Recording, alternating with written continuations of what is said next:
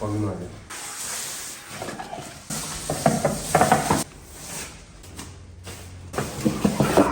Приехали с кучей чемоданов. Сняли хату на Визжи, вообще ништяк. Так расплющило жестко. Везде будет кровь и говно. Всю дорогу просидел в коматозе и даже когда с таким не сталкивался. Какой-то бэд-трип. Наш район, мы здесь уже в доску свои. Мы пришли, тут все знаем. Всех знаем. Сними, какой парень. Си? Gracias. Давно не было на моем канале выпусков, посвященных как бы основной тематике канала, да, переездом по Аргентине, поэтому исправляемся, пакуем чемоданы. Надя почти уже все собрала, но тут мелочевка еще некоторая осталась. Я сейчас как раз присоединюсь, что-нибудь тут тоже поделаю, доделаю. В общем, завтра, если не случится никакого ЧП, завтра мы отсюда съезжаем. У нас прикол, что вот эта квартира зарезервирована ровно до завтра. Мы нашли именно на завтра себе попутчика. Ну, даже не попутчика, а получается, что трансфер все-таки по итогу, хотя искали попутчика, по итогу трансфер нашли. И нашли с горем пополам, это вообще отдельная история, с горем пополам нашли в Кордобе жилье. Вот этих ребят берем с собой. Купили им на днях, вон видите, вот эту переноску. Горшок я только что купил, красный вот этот вот. Купили памперсы Хаггис, вон они желтые лежат. Сделали дырку для хвоста, уже одевали, в общем-то ничего, они так ходят. Ходили их, недавно проверяли, Надя идею такую крутую предложила, что надо вообще проверить, как они себя будут вести, если их там в рюкзак положить, насколько они к этому, ну, как они реагировать будут. Мадонна без проблем вообще, она с нами ходила, тут гуляла по району. А вот этот парень, он с нами погулял по району просто до первого этажа в рюкзаке. И рюкзак стал очень теплым и мокрым. Вот, и теперь он там сушится. Кстати, у него кодовое имя Серунчик. Как-то так повелось с первых дней, в общем-то. Это погоняло к нему прилипло. Я считаю, что все-таки парня надо переименовать. Не знаю, если у вас там предложение есть по имени, накидайте в комментарии, мы рассмотрим. Но Наде нравится. Надя не хочет переименовывать, я не знаю. У нас это прям камень преткновения. Идут у нас уже последние приготовления.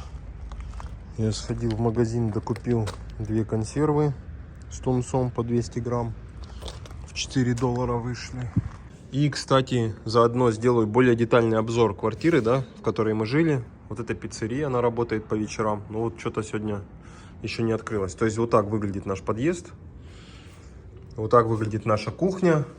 Маленький холодильничек, чисто на 2 кастрюли. Плита, стиралка отсутствует.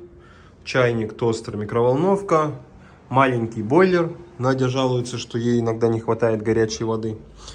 Ванная вот протекает, тут плесень как бы. Это на Airbnb мы снимали. Ну, ванная, душ, туалет, тут все, биде, как обычно. И спальня вот, ну, кровать классная. Кондиционер немножечко греет. Иногда греет, иногда не очень греет.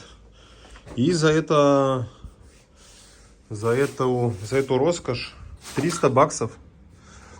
Напишите, дорого, недорого. До Буэнос-Айреса 1,5 часа ехать на электричке, до электрички 40 минут пешком или 15 минут на автобусе.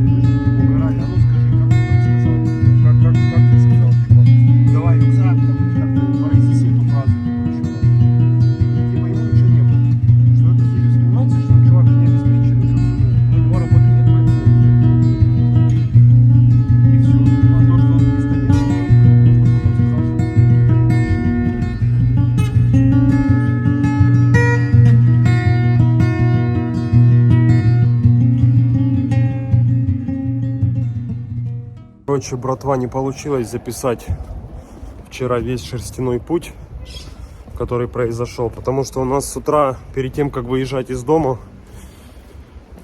случилась просто какая-то адовая говнопати с котами.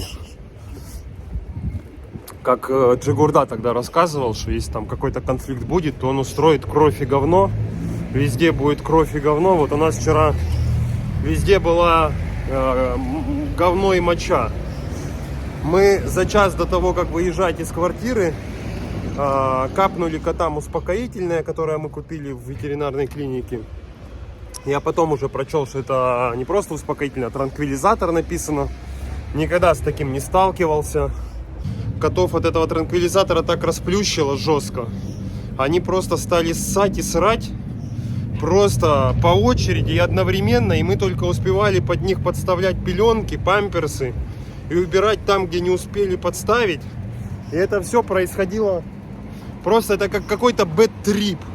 Это все происходило на протяжении часа примерно. И как раз к моменту, когда за нами приехал трансфер, и как раз приехал вот хозяин квартиры, чтобы ее принять от Airbnb, да, у нас вся эта движуха закончилась. И мы такие, как ни в чем не бывало, такие котики тоже такие культурные, мы все вышли, как очень приличные ребята, и загрузили, в общем, все наши шмотки в машину. Сдали благополучно нашу квартиру Airbnb и поехали, но то есть после такого я уже всю дорогу просидел в коматозе и даже не помню, как мы оттуда выехали. В общем, котики вчера прекрасно доехали, всю дорогу дрыхли, въехали в город. Чувак говорит: о, вы в принципе в моем районе живете, сейчас я вам покажу квартиру. Приезжаем, классный жилой комплекс. Такой прям как в Турции жилые комплексы, вот эти многоэтажные дома красивые, высокие, там 15-20 этажей. Забор такой офигенный, говорит, он под охраной и охраны, и, по-моему, даже полиции. И говорит, а вот через дорогу трущобы. Уже все, гетто. Если, говорит, тачку на улице оставишь, не загонишь во двор, окна ночью разобьют нахрен. И, говорит, тут весь район гетто, типа везде тут визжи. Вот вы здесь сняли хату. Я думаю, ну жесть. Приехали с кучей чемоданов, сняли хату на Визжи. Вообще ништяк сейчас, конечно, разгребаться. Привез нас. Ну, такие улочки, конечно, сами видите. А вечером мы пошли покушать. Выходим на основную дорогу и понимаем, что в прошлый раз, когда мы в Кордобе жили, приезжали, когда в прошлый раз в Кордобу, мы жили буквально там в 5, может, кварталах от этого места. Ну, то есть, короче, это вообще... Наш район, мы здесь уже в доску свои. Мы пришли, тут все знаем. Всех знаем. И вот это наш дом, короче. Смотрите, окна все закрыты. У нас тоже закрыты. Вот калитка, интересно, она на замке. Но перелезть вот спокойно. То есть можно над калиткой спокойно перелезть. Следующая дверь вообще стеклянная.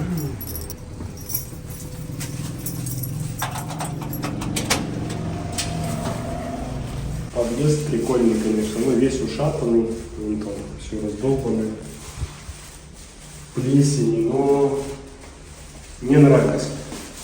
Мне нравится, видите, перила деревянные. Ну и вот это прикольно сделано, это что же дерево? Здесь как бы тоже плесень. И вот такой вид на улицу, окно прикольное. И там вот как раз калитка, через которую мы заходили. Кто-то тут выращивает цветочек. Вот через калитку перелезть вообще не проблема. Не знаю, вот эти ключики спасают они здесь, не спасают. И наша хата. Добро пожаловать.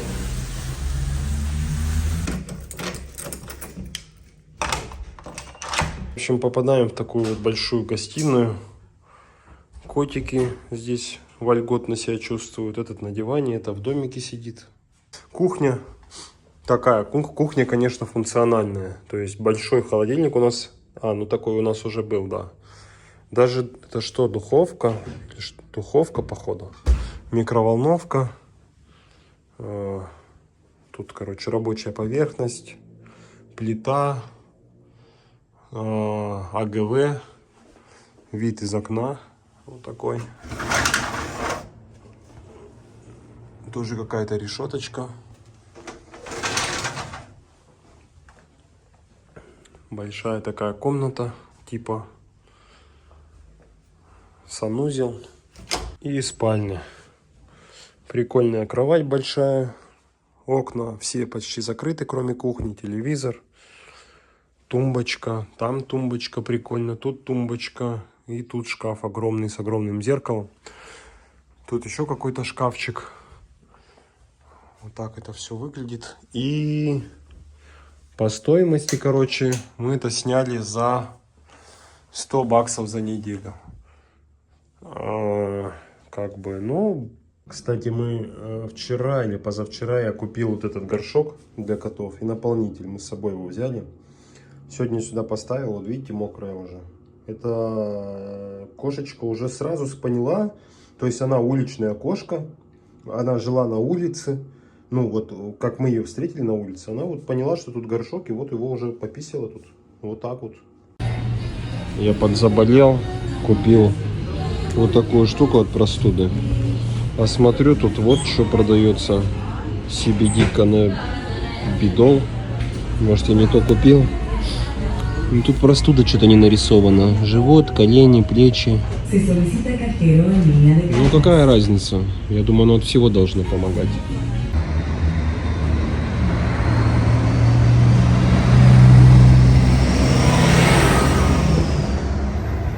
Сегодня, короче, ровно 8 дней, как мы в Кордобе, и 9 дней, как у нас в Аргентине началась зима. За эти 8 дней в Кордобе мы уже 4 раза съездили в пригород Кордобы и посмотрели 4 квартиры в пригороде. Опять сталкиваемся вот с этой полной дичью. В общем, в Аргентине у нас, по нашему опыту, в общем, более-менее спокойно живешь относительно, пока ты не ищешь квартиру. Как только месяц подходит к концу или там срок подходит к концу, у нас начинается лютый геморрой. И я уже даже недавно такой подумал, блин, ну мы же тоже как бы снимаем через Airbnb, вот это все для туристов. Может, поэтому так много геморроя. Но сейчас мы снимаем через Facebook. Не снимаем, а ищем. Ищет Надя. Она за эту неделю пообщалась с 50 контактами с Фейсбука. И как вы думаете, сколько квартир мы посмотрели? А я уже вроде говорил, да, 4 квартиры. 4 квартиры. Вот, люди в большинстве своем просто тупо не отвечают. Те, что отвечают, ну там какие-то либо цены лютые, либо интернета нету, либо горячей воды нету. И цены, ну, в районе 250-300 долларов. Поэтому период опять такого поиска квартиры и охуевания от происходящего. В общем, так и живем пока что.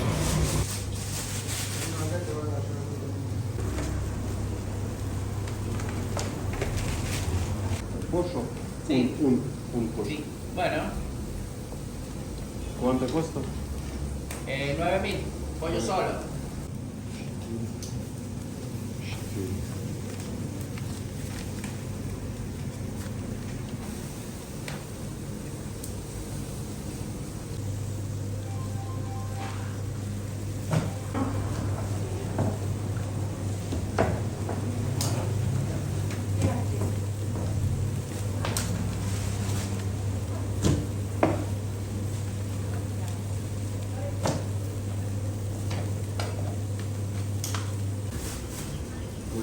Muchas gracias. Чаю. Довольны? Я довольна.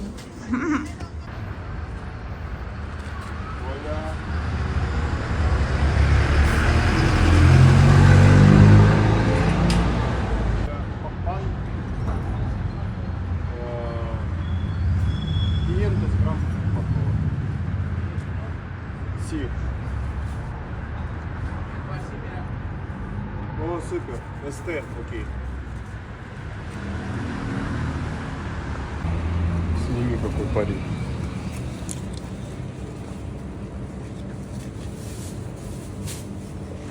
$1300. 1300. Vale, claro. Sí, ¿Listo? gracias. Gracias. Muchas gracias. Ya.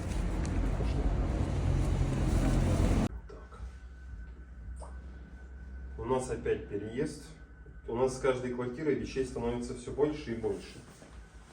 Как бы. И еще коты добавились.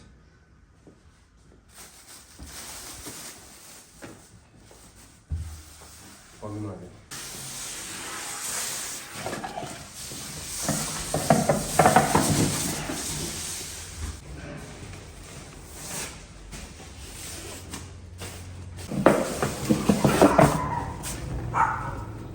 Добрый день. Добрый Точнее, утро. день. Так, этот походу сюда не влезет. Мама. Его надо вот так, ну, сюда переставим его. Сейчас, ну мы сейчас